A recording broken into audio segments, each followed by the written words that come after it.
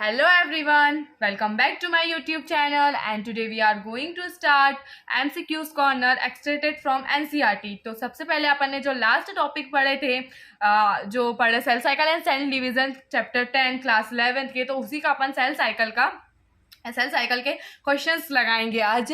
कौन से NCERT at your finger tips ये बुक है, न्यू एडिशन है 2022 का, तो उसमें से अपन क्वेश्चंस करते हैं।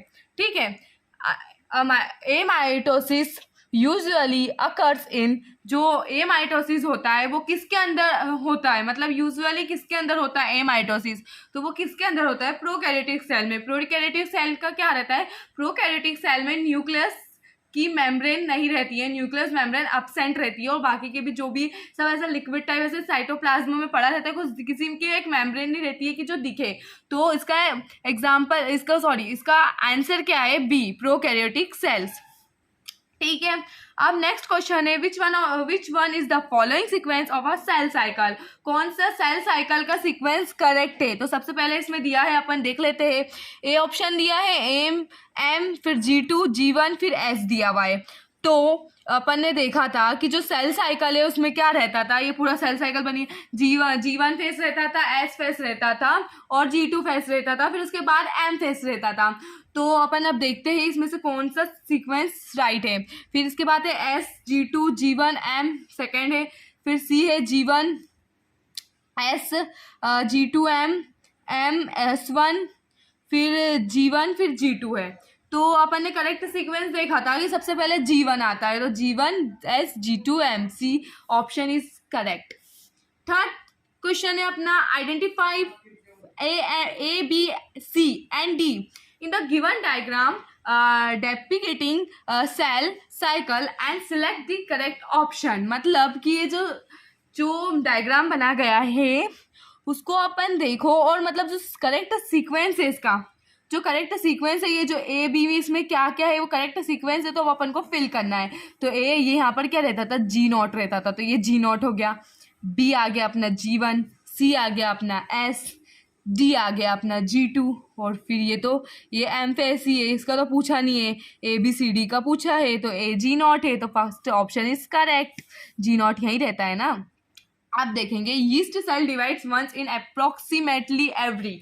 मैंने बताया था कि ये क्वेश्चन आ सकता है कि यीस्ट सेल कितने मतलब अप्रोक्सीमेटली अपनी ह्यूमन सेल 24 आवर्स में मतलब डिवाइड हो जाती है, पर जो यीस्ट की सेल रहती है वो 90 मिनट्स में डिवाइड हो जाती है।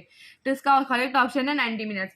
Human cell in culture show a cell cycle to be completed in approximately, वही है कि ह्यूमन सेल कब कंप्लीट होती है 24 आवर्स। कितना इजी क्वेश्चन है।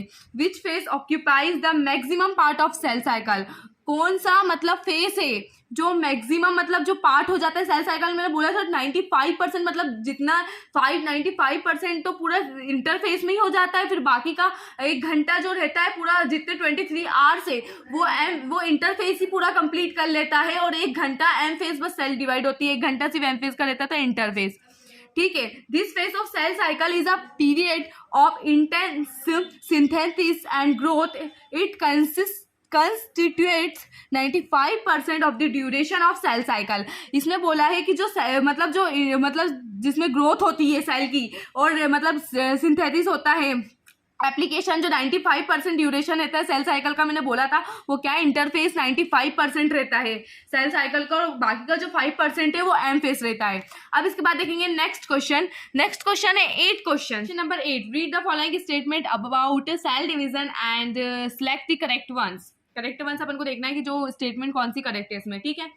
फर्स्ट स्टेटमेंट है M phase represent the phase when actual cell division occurs and I phase represent the phase between two successive M phase. जो एम फेस है वो represent करता है जहाँ पर एक्चुअल सेल डिवीजन होता है, सेल डिवीजन एक्चुअल वहीं होता है, इंटरफेस में 95% हो जाता है, बट मतलब वो ग्रोथ हो जाती है डीएनए सिंथेसिस, पर एक्चुअल सेल डिवीजन कहाँ पर होता है, एम फेस में, ये मैंने आपको बताया है।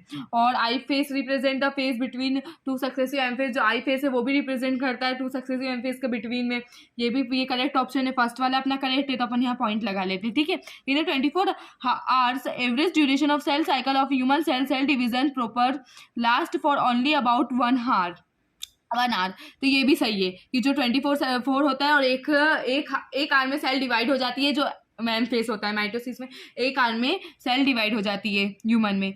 M phase consist more than 90, ये गलत है क्योंकि ये इंटरफेस कंसिस्ट करता है, तो कंस्टिट्यूट्स करता है, ये इंटरफेस कंस्टिट्यूट करता है। तो इसका ऑप्शन, करेक्ट ऑप्शन क्या है? ए, फर्स्ट और सेकंड। Which of the following phase of the cell cycle is not a part of interphase? जो मतलब फेजेस है सेल साइकिल के, इसमें से अपन को बताना है कौन सा पार्ट है इंटरफेस का पार्ट नहीं है। तो इंटरफेस का पार्ट कौन सा नहीं है? एस इंटरफेस का, G1 है इंटरफेस का, और G0 भी है इंटरफेस का, D नहीं है ना। Cell cycle. अब question number 10, a cell cycle includes interphase and M phase, prophase, metaphase, anaphase and telophase, G1S and G2 phase, karyokinesis and cytokinesis। जो इंटरफेस और एम फेस रहता है इसी दो चीज़ को इंक्लूड करता है, बाकी का कैरियोकाइनेसिस, प्रोफेस, G1S, G2 ये इन दोनों के बीच में आते हैं, तो इसलिए इंटरफेस और एम फेस रहेगा इसका ऑप्शन। ये अगर पूछा जाए कि इंटरफेस में क्या क्या इंक्लूड होता है, तो जब अपन बता सकते हैं कि G1S, G2 होता है, और एम फेस में क्या क्या होता है तो बता सकते हैं कि कैरियोकाइनेसिस और साइटोकाइनेसिस होता है। और अगर पूछे कि कैरियोकाइनेसिस में क्या क्या इंक्लूड होता है, तो जब बता सकते हैं प्रोफेस, मेटाफेस, एनाफेस और टीलोफेस होता है। पर अभी इसने पूछा सेल साइकिल में क्या इंक्लूड होता है, तो इंटरफेस और एम फेस होता है। ठीक है, अब नेक्स्ट क्वेश्चन है 11th question, in which stage DNA replication takes place? पूरी सेल में ये 12th में भी क्वेश्चन है मॉलिक्यूलर बेसिस ऑफ इनहेरिटेंस में, जो कि डीएनए रेप्लिकेशन सेल में सिर्फ एस फेज के ही अंदर होता है। ये तो पूरा मतलब एकदम की पॉइंट बना लो कि बुक या बुकलेट मतलब जो कहीं पर भी जो स्टिक करके अपने स्टिकी नोट्स में भी लिख लेना कि जो डीएनए रेप्लिकेट होता है वो सिर्फ और सिर्फ एस फेज में ही होता है। Synthesis of histone proteins occurs in, जो हिस्टोन प्रोटीन्स है, ठीक है। अब जो प्रोटीन्स अकर होते हैं, मतलब जो हिस्टोन कैसा रहता है, जो जैसे कि ये ऐसे मान लो जैसे ये कुछ ये है जिसमें डीएनए मतलब ऐसा रेप्लिकेट होता है स्टोन के ऊपर, जो डीएनए तो वो प्रोटीन्स में होता है, तो वो जो प्रोटीन अकर होता है तो वो होता है एस फेस में। ठीक है, अब उसके बाद है select the incorrect statement regarding S phase of interface. अब इसमें सिलेक्ट करना है जो इनकरेक्ट स्टेटमेंट है एस फेस के लिए ऑफ इंटरफेस के लिए। It occurs between G1 and G2 face, ये बीच में होता है, ये राइट है। DNA replication in the include in this face, ये राइट है, न्यूक्लियस में होता है। Centrioles duplicate in this cytoplasm, ये राइट है। S DNA is double, number of chromosome also get double. DNA double होता है पर क्रोमोसोम के नंबर डबल नहीं होते हैं, ये मैंने बताया है। डीएनए डबल होगा, क्रोमोसोम डबल नहीं होगा। ठीक है, क्रोमोसोम अगर 2n है तो वो रहेंगे 2n ही रहेगा, n है तो n ही रहेगा। डीएनए डबल होगा, क्रोमोसोम डबल नहीं होगा, ये इनकरेक्ट है। Which of the following cannot be found during a study of cell cycle? Diploid cell found in G0 और G1 phase, ठीक, जो नहीं फाउंड हुआ स्टडी ऑफ सेल साइकिल में। Cell cycle with twice normal DNA content in the early M phase. Next point क्या है? Cell with chromosome number double in the S phase. Cell with twice normal DNA, chromosome number double नहीं होता है, सिर्फ उसमें DNA का double होता है, क्रोमोसोम डबल नहीं होता है। ये वही क्वेश्चन है, घुमा के दे दिया, ऐसे करके दे देंगे, बट पूरा उसका आंसर यही है कि एस फेस में क्रोमोसोम नंबर डबल नहीं होता है, सिर्फ डीएनए रेप्लिकेट होता है, क्रोमोसोम का नंबर डबल नहीं होता है। डीएनए डबल होता है, क्रोमोसोम डबल नहीं होता है। The cell would normally proceed to mitosis without interruption once it has entered the S phase, once it has entered the G2 phase at any time during the cell cycle till none of these।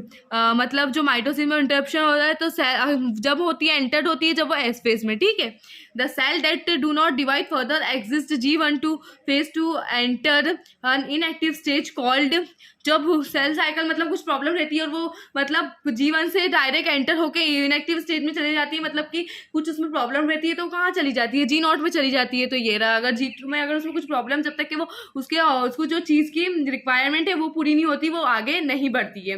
Which of the following statement is incorrect? Animals can show mitotic division in both haploid and diploid cell. After S phase the number of chromosome becomes double. जो S phase के chromosome number double हो जाते हैं।